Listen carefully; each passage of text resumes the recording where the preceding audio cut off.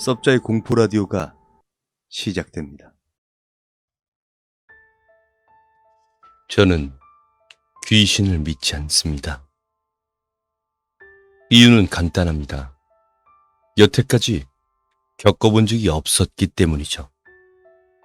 하지만 2004년 2월 저는 훈련소에 입소하였습니다. 처음엔 적응하지 못해 힘들다는 생각과 나와 맞지 않는 곳 같다는 생각만 했습니다.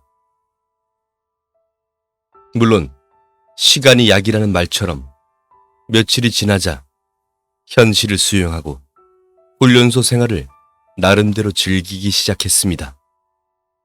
보통 경계 근무를 일반 병사들이 하지만 훈련소에선 훈련병도 순서대로 일반 병사와 짝을 지어 야간 경계 근무를 서곤 합니다. 제가 야간 경계 근무를 서게 된 날, 저는 부대 뒷산에 있는 외곽초소로 배속되었습니다. 그날 암고는 매미, 나무였던 것으로 기억합니다.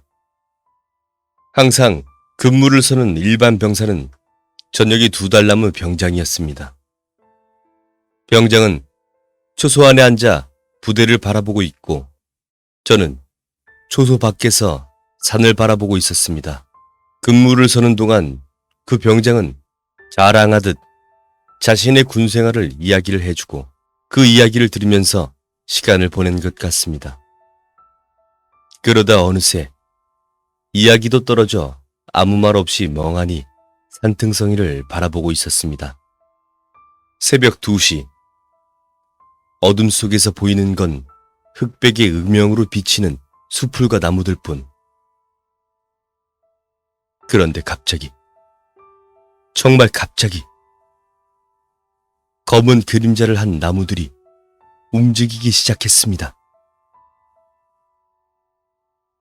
처음에는 바람에 날린다고 생각하려 했습니다. 그런데 점점 나무들이 작은 사람으로 바뀌었습니다.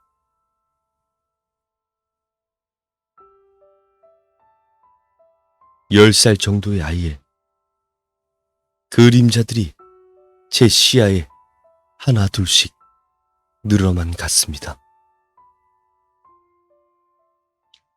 저는 턱하고 숨이 막혔습니다. 고개를 돌려 초소 안을 보니 병장은 졸고 있었습니다. 다시 산등성이를 보니 그 아이 형체의 그림자들은 강강술래를 하듯 손에 손을 쥐고 있었고 점차 산등성이를 내려왔습니다. 귓가를 때리는 매서운 겨울바람 소리에 목소리가 실려왔습니다.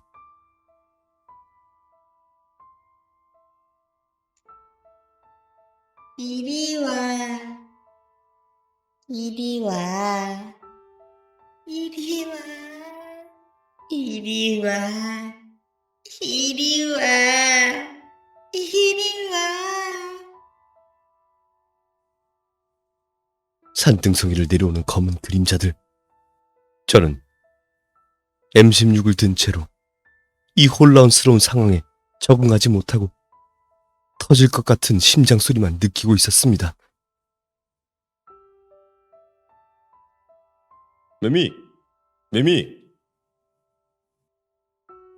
갑자기 초소 뒤에서 암고를 외치는 소리가 들렸습니다. 뒤를 돌아보니 순찰을 온 장교를 향해 병장이 암고를 묻고 있었습니다. 장교가 지나간 후 병장이 말했습니다. 야, 훈련병.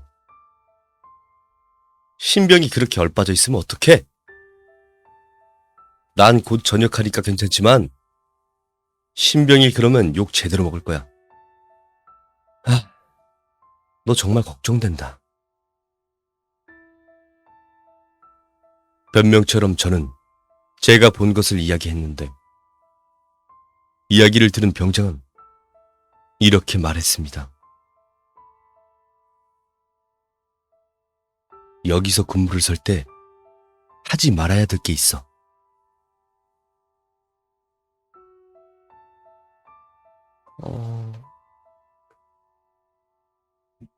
뭡니까? 절대 한 군데만 봐선 안 돼. 특히 야간처럼 시야가 흐려질 때면 한 곳을 멍하니 보고 있으면 동공이 흔들려서 보이는 물체들이 제멋대로 살아서 움직인다고 하는 것이 있습니다. 그 말을 듣고 일리 있는 해석이라고 생각하고 납득했습니다. 어차피 귀신을 안 믿던 저에게는 당황스러운 기억보다 납득할 수 있는 설명이 필요했던 것입니다. 하지만 잘 모르겠습니다. 그때 제가 들었던 소리는 어디서 울려 퍼진 소리인지 정말 잘 모르겠습니다.